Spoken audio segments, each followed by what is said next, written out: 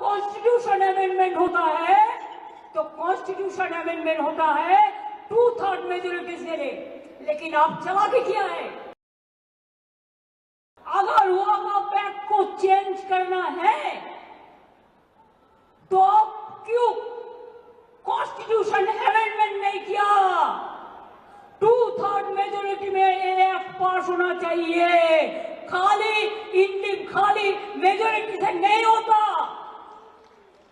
जब constitution amendment होता है तो कॉन्स्टिट्यूशन अमेंडमेंट होता है 2/3 मेजोरिटी से, लेकिन आप चला के क्या है?